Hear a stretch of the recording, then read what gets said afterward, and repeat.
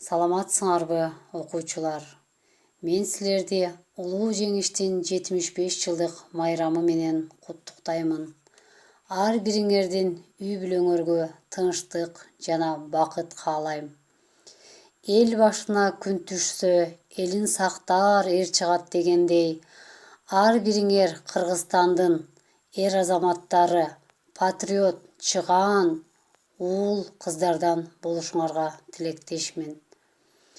Бизди бүгүнкү күндө жаркын жашоого, жаркын келечекке алып келген аталарга, агаларга чоң таазим.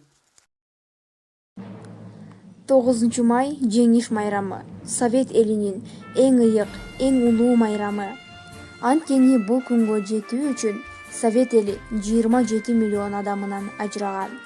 Бул күн Совет элинин 4 жылга созулган эң оор, эң кайгылуу улуу ата мекендик согуштагы фашисттик Германиянын үстүнөн жеңишке жетишкен улуу күнү.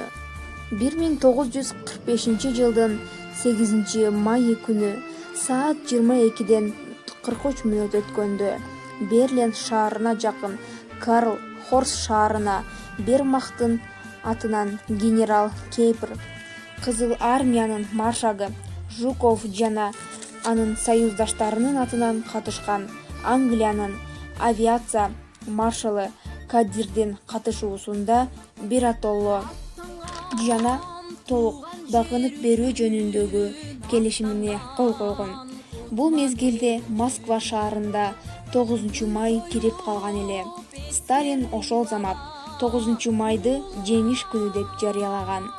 Жарлыгын чыгарып, анын эртеңине саат 6:00 радиодон атактуу диктор Лингтондун бүткүл Совет элине жарыялаган.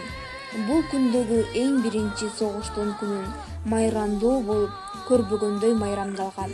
Көчөдө жайнаган эл бири-бирин кучактап, өөп жүрүшкөн. Мына ошентип арадан 75 жыл өттү. Биз 75 жылдан бери улуу жеңиш майрамын майрамдап келебиз.